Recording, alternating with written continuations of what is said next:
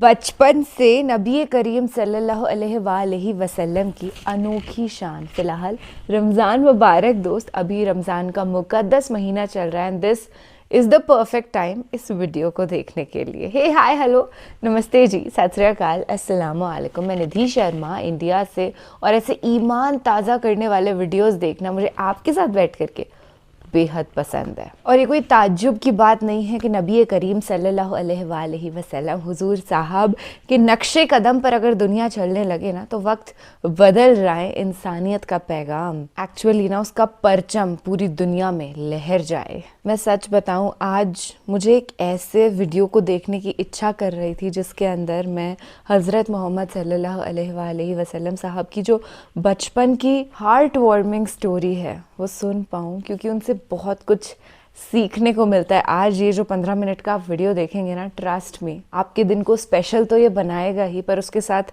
ज़िंदगी भर के लिए एक मॉरल हमको सिखा जाएगा। तहजीब, अदब, संस्कार, अखलाक, तालीम, इल्म हमको पहुंचा जाएगा। तो बिना किसी देरी के फ़िलहाल वीडियो को स्टार्ट करते हैं। उसके बाद हम करेंगे हमारी तफसीली गुफ्तगू, मोहब्बत नुमा, प्यार भरी हुई। बिस्मिल्लाहिर्रहमानिर्रहीम। अस्सलामु अलैकुम। वालेकुम सलाम। दोस्तों, कहा जाता है कि हज़रत अब्दुल मुत्तलिब के लिए काबा के साए में एक कालीन बिछाया जाता था। वो उस पर बैठा करते थे। उनका एहतराम इस कदर था कि कोई और उस कालीन पर बैठता नहीं था। चुनाचे उनके बेटे और कुरैश के सरदार उस कालीन के चारों तरफ बैठते थे।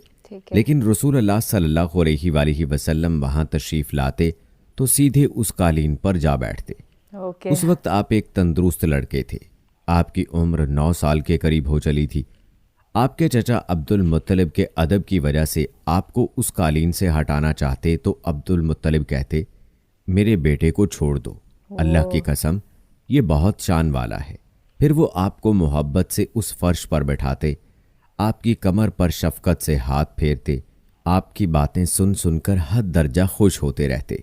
कभी वो दूसरों से कहते, मेरे बेटे को यहीं बैठने दो, इसे खुद भी एहसास है कि इसकी बड़ी शान है, और मेरी आरजू है ये इतना बुलंद रुतबा पाए जो किसी अरब को इससे पहले हासिल ना हुआ हो और ना बाद में किसी को हासिल हो सके। एक बार उन्होंने ये अल्फाज कहे, मेरे बेटे को छोड़ दो, इसके मिजाज में तबई तौर पर बुलंदी है, इसकी शान निराली होगी।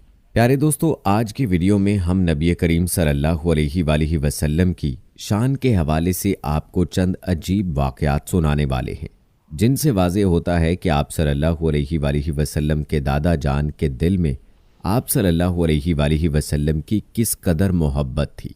प्यारे दोस्तों, कहते हैं कि उम्र के आखिरी हिस्से में हज़रत अब्दुल मुत्तलिब की आंखें जवाब दे गई थीं। आप नाबीना हो गए थे।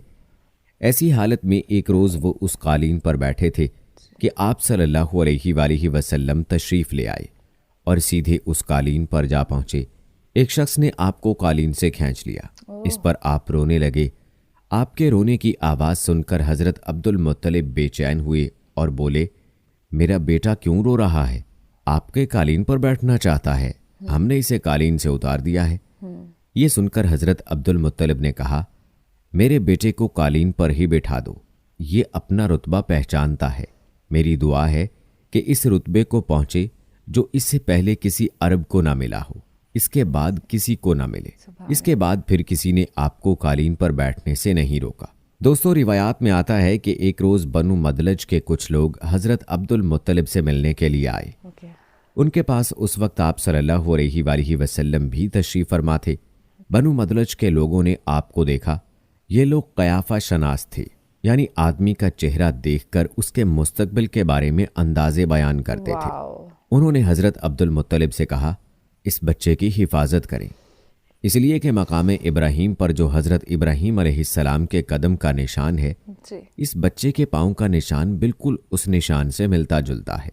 इस कदर मुशाबहत हमने किसी और के पाँव के निशान में नहीं देखी।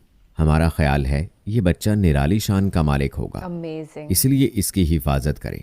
दोस्तों, याद रहे कि मकाम इब्राहीम खाना काबा में वो पत्थर है जिस पर हज़रत इब्राहीम अलैहिस्सलाम काबा की तामीर के वक्त खड़े हुए थे। मोज़े के तौर पर उस पत्थर पर इब्राहीम अलैहिस्सलाम के पैरों के निशान पड़ गए थे। लोग उस पत्थर की ज़ियारत करते हैं, यही मकाम इब्राहीम है। चूँकि आप हज़रत इब्राहीम अलैहिस्सलाम की नस्ल से हैं, इसलिए उनके पाँव की मुशाबहत आप में होना कुदरती बात थी। प्यारे दोस्तों, कहते हैं एक रोज़ हज़रत अब्दुल मुत्तलिब खाना काबा में हजर अस्वद के पास बैठे हुए थे। ऐसे में उनके पास नजरान के ईसाई आ गए। उनमें एक पादरी भी था। उस पादरी ने हज़रत अब्दुल मुत्तलिब से कहा, हमारी किताबों में एक ऐसे नबी की अलामात हैं जो इस्माइल अलैहिस्सलाम की औलाद में होना बाकी है। ये शहर उसकी जाए पैदाइश होगा, उसकी ये निशानियां होंगी। अभी ये बात हो रही थी कि कोई शख्स आपको लेकर वहां आ पहुंचा। पादरी की नज़र जो ही आप पर पड़ी वो चौंक उठा। आपकी आंखों, कमर और पैरों को देखकर वो चिल्ला उठा, वो नबी यही हैं, ये तुम्हारे क्या लगते हैं? हज़रत अब्दुल मुत्तलिब बोले, ये मेरे बेटे हैं। इस पर वो पादरी बोला, ओह, तब ये वो नहीं, इसलिए कि हमारी किताबों में लिखा है कि उसके वालिद का इंतकाल उसकी पैदाइश से पहले हो जाएगा। ये सुनकर हज़रत अब्दुल मुत्तलिब बोले, ये दरअसल मेरा पोता है। इसके बाप का इंतकाल उस वक्त हो गया था जब ये पैदा भी नहीं हुआ था। उस पर पादरी बोला, हाँ, ये बात हुई ना, आप इसकी पूरी तरह हिफाजत करें। प्यारे दोस्तों, कहा जाता है कि हज़रत अब्दुल मुत्तलिब की आपसे मोहब्बत का ये आलम था कि खाना खाने बैठते तो कहते, मेरे बेटे को ले आओ। आप तशरीफ़ लाते तो हज़रत अब्दुल मुत्तलिब आपको अपने पास बैठाते, आपको अपने साथ खिलाते। बहुत ज़्यादा उम्र वाले एक सहाबी हायदा बिन मुआविया रज़ियल्लाहु ताला अन्हु कहते हैं, मैं एक मरतबा इस्लाम से पहले जाहलियत के ज़माने में हज के लिए मक्का मुअज़्ज़मा गया।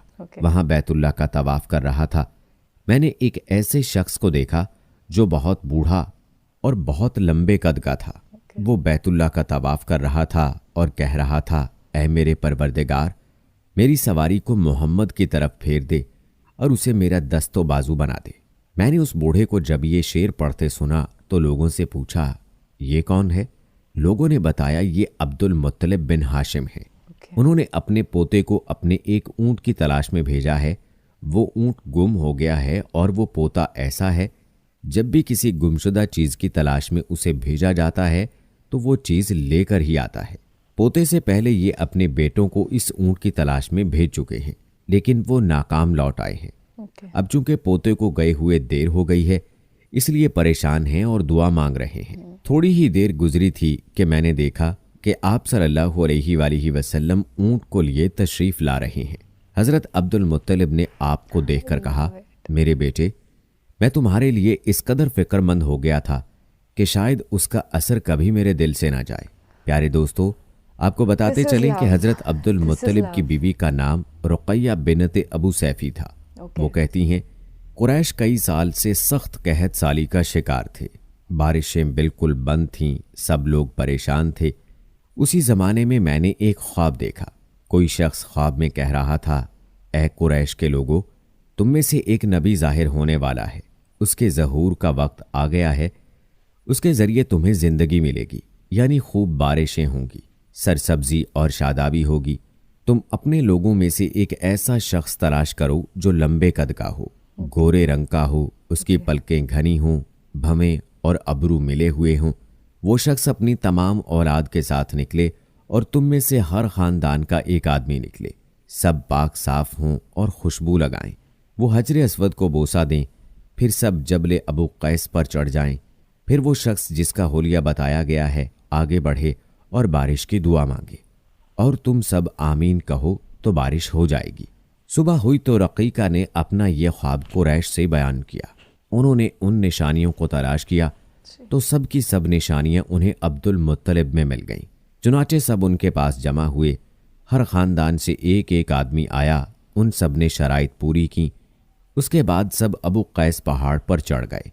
उनमें नबी करीम सल्लल्लाहु अलैहि वसल्लम भी थे। आप उस वक्त नौ उम्र थे। फिर हज़रत अब्दुल मुत्तलिब आगे बढ़े और उन्होंने यूं दुआ की, ऐ अल्लाह, ये सब तेरे ग़ुलाम हैं, तेरे ग़ुलामों की औलाद हैं, तेरी बांदियाँ हैं और तेरी बांदियों की औलाद हैं। हम पर जो बुरा वक्त आ पड़ा है तू देख रहा है। हम मुसलसल कहत साली का शिकार हैं। अब ऊँट, गायें, घोड़े, खच्चर और गधे सब कुछ ख़त्म हो चुके हैं और जानवरों पर बनाई है। इसलिए हमारी ये खुश्क साली ख़त्म फरमा दे, हमें ज़िंदगी और सरसब्जी और शादाबी अता फरमा दे। दोस्तों, रिवायात में आता है कि अभी ये दुआ मांग ही रहे थे कि बारिश शुरू हो गई, वादियां पानी से भर गईं। लेकिन इस बारिश में एक बहुत अजीब बात हुई, और वो अजीब बात ये थी कि कुरैश को ये सैराबी ज़रूर हासिल हुई, मगर ये बारिश कबीला कैस और कबीला मज़र के करीबी बस्तियों में बिल्कुल ना हुई। अब लोग बहुत हैरान हुए कि ये क्या बात हुई। एक कबीले पर बारिश और आसपास के सब कबीले बारिश से महरूम। तमाम कबीलों के सरदार जमा हुए। इस सिलसिले में बातचीत शुरू हुई। एक सरदार ने कहा, हम ज़बरदस्त कहत और खुश्क साली का शिकार हैं, जबकि कुरैश को अल्लाह ताला ने बारिश अता की है और ये हज़रत अब्दुल मुत्तलिब की वजह से हुआ है। इसलिए हम सब उनके पास चलते हैं। अगर वो हमारे लिए दुआ कर दें तो शायद अल्लाह हमें भी बारिश दे दे। ये मशवरा सबको पसंद आया। चुनाचे ये लोग मक्का मुअज़्ज़मा में आए और हज़रत अब्दुल मुत्तलिब से मिले। उन्हें सलाम किया, फिर उनसे कहा, ऐ अब्दुल मुत्तलिब, हम कई साल से खुश्क साली का शिकार हैं। हमें आपकी बरकत के बारे में मालूम हुआ है, इसलिए मेहरबानी फरमाकर आप हमारे लिए भी दुआ करें, इसलिए कि अल्लाह ने आपकी दुआ से कुरैश को बारिश अता की है। उनकी बात सुनकर हज़रत अब्दुल मुत्तलिब ने कहा, अच्छी बात है, मैं कल मैदान अरफात में आप लोगों के लिए भी दुआ करूंगा। दूसरे दिन सुबह सवेरे हज़रत अब्दुल मुत्तलिब मैदान अरफात की तरफ रवाना हुए। उनके साथ दूसरे लोगों के अलावा उनके बेटे और अल्लाह के रसूल सल्लल्लाहु अलैहि वसल्लम भी थे। अरफात के मैदान में हज़रत अब्दुल मुत्तलिब के लिए एक कुर्सी बिछाई गई। वो उस पर बैठ गए। नबी करीम सल्लल्लाहु अलैहि वसल्लम को उन्होंने गोद में बिठा लिया। फिर उन्होंने हाथ उठाकर यूं दुआ की, ऐ अल्लाह, चमकने वाली बिजली के परवरदिगार और कड़कने वाली गरज के मालिक, पालने वालों के पालने वाले और मुश्किलात को आसान करने वाले, ये कबीला कैस और कबीला मज़र के लोग हैं। ये बहुत परेशान हैं, इनकी कमरें झुक गई हैं। ये तुझसे अपनी लाचारी और बेकसी की फरियाद करते हैं और जानो माल की बर्बादी की शिकायत करते हैं। बस ऐ अल्लाह, इनके लिए खूब बरसने वाले बादल भेज दे और आसमान से इनके लिए रहमत अता फरमा, ताकि इनकी ज़मीनें सरसब्ज हो जाएं और इनकी तकालीफ दूर हो जाएं। दोस्तों, कहते हैं कि हज़रत अब्दुल मुत्तलिब अभी ये दुआ कर ही रहे थे कि एक स्याह बादल उठा, हज़रत अब्दुल मुत्तलिब की तरफ आया और इसके बाद उसका रुख कबीला कैस और बनु मज़र की बस्तियों की तरफ हो गया। ये देखकर हज़रत अब्दुल मुत्तलिब ने कहा, ऐ गिरोहे कुरैश और मज़र, जाओ, तुम्हें सैराबी हासिल होगी। चुनाचे ये लोग जब अपनी बस्तियों में पहुंचे तो वहां बारिश शुरू हो चुकी थी। सुबहान अल्लाह। दोस्तों, ये सब बरक़ात नबी करीम सल्लल्लाहु अलैहि वसल्लम की ज़ात की मौजूदगी की वजह से थी। जिस दुआ में अल्लाह के महबूब, अल्लाह के हबीब सल्लल्लाहु अलैहि वसल्लम की आमीन शामिल हो और वो दुआ कबूल ना हो, ये कैसे हो सकता है। और दोस्तों, दूसरी अहम बात जो मालूम हुई वो ये कि इस्लाम से पहले भी कुरैश और अरब के लोग अल्लाह ताला ही से अपने मसाइल के लिए दुआ मांगा करते थे। मतलब ये कि वो अल्लाह को मानने वाले थे। प्यारे दोस्तों, इस वाक़े से नबी करीम सल्लल्लाहु अलैहि वसल्लम की शान के साथ साथ आप सल्लल्लाहु अलैहि वसल्लम के ख़ानदान की शान भी वाज़ेह होती है कि अल्लाह ताला की तरफ से आपकी दादी जान को ख्वाब आना और फिर आपके दादा जान का अल्लाह की बारगाह में सवाल करना और उनकी दुआओं का कबूल होना, ये सब ख़ानदान नबूवत सल्लल्लाहु अलैहि वसल्लम की शान को ज़ाहिर करता है। प्यारे दोस्तों, रिवायात में आप सल्लल्लाहु अलैहि वसल्लम की शान के हवाले से एक और वाक़या यूँ आता है कि जब नबी करीम सल्लल्लाहु अलैहि वसल्लम 7 साल के हो चुके थे तो आपकी आंखें दुखने को आ गईं। मक्का में आंखों का इलाज कराया गया, लेकिन अफाका ना हुआ। हज़रत अब्दुल मुत्तलिब से किसी ने कहा, अकाज़ के बाज़ार में एक राहिब रहता है, वो आंखों की तकालीफ का इलाज करता है। हज़रत अब्दुल मुत्तलिब आपको उसके पास ले गए। उसकी इबारत गाह का दरवाज़ा बंद था। उन्होंने उसे आवाज़ दी, राहिब ने कोई जवाब ना दिया। अचानक इबादत गाह में शदीद जलजला आया। राहिब डर गया कि कहीं इबारत खाना उसके ऊपर ना गिर पड़े, इसलिए एकदम बाहर निकल आया। अब उसने आपको देखा तो चौंक उठा। उसने कहा, ऐ अब्दुल मुत्तलिब, ये लड़का इस उम्मत का नबी है। अगर मैं बाहर ना निकल आता तो ये इबारत गाह ज़रूर मुझ पर गिर पड़ती। इस लड़के को फ़ौरन वापस ले जाओ और इसकी हिफाजत करो, कहीं यहूदियों या ईसाइयों में से कोई इसे कत्ल ना कर दे। फिर उसने कहा, और रही बात इनकी आंखों की, तो आंखों की दुआ तो खुद इनके पास मौजूद है। हज़रत अब्दुल मुत्तलिब ये सुनकर हैरान हुए और बोले, इनके अपने पास है? मैं समझा नहीं। हाँ, इनका लुआबे दहन इनकी आंखों में लगाएं। उन्होंने ऐसा ही किया, आंखें फौरन ठीक हो गईं। सुभान अल्लाह। दोस्तों, ये थी शान हमारे नबी सल्लल्लाहु अलैहि वसल्लम की, जो बचपन ही से अल्लाह ताला ने आपको अता फरमा रखी थी, और आपके दादा जान के दिल में आप सल्लल्लाहु अलैहि वसल्लम की जो मोहब्बत थी वो भी आपने मुलाहिजा फरमाई। बिल्कुल। ओह गॉड, मेरी तो आंखें नम हो गई ये वीडियो खत्म होते होते।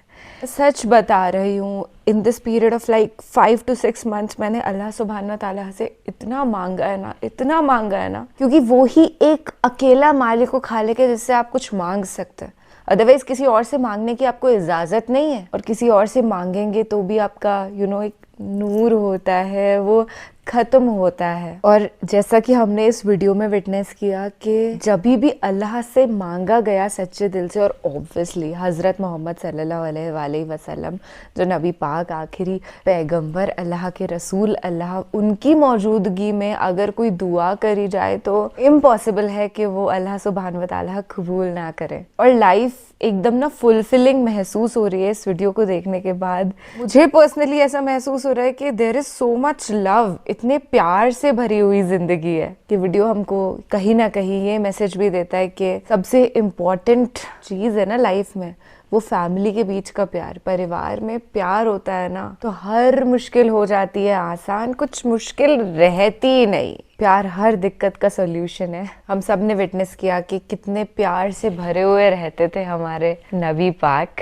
तो हमें भी उसी नक्शे कदम पर चलना है। उनके लिए कोई डिफरेंस नहीं था कि ये मेरा फैमिली मेम्बर है और ये मेरा पड़ोसी है, ये सबने सुना है, पर इस पे अगर हर इंसान अमल करने लग जाए तो दुनिया बदल जाएगी। मैं आपको बता रही हूँ, नबी करीम की मौजूदगी में कभी उनका पड़ोसी भी भूखा नहीं सो सकता था। और जब से मैं नबी पाक को समझने लगी हूँ ना, ज़कात लाइफ की सबसे इम्पोर्टेंट चीज़ हो गई है। आपको खुदा ने इतना दिया है, ईश्वर ने इतना नवाजा है, अगर खाने के साथ भी, तो कोशिश करिए कि आप जो भूखे पेट बच्चा बैठा हुआ है ना सड़क के किनारे, उसका पेट भर सके। मतलब आप कोई होते नहीं पेट भरने वाले, पर आपके जरिए से उसकी थाली में खाना पहुंच सके। खैर, रसूल अल्लाह की शान ही ऐसी है कि जितना डिस्कस करते रहो ना वो उतनी बढ़ती चली जाती है, कम होने का तो नाम ही नहीं है। तो दुआ यही करती हूँ इस रमज़ान के मुकद्दस महीने में कि दुनिया भर के हर इंसान को अल्लाह ताला नेक आमाल करने की तौफीक अता फरमाए, आमीन। और हमें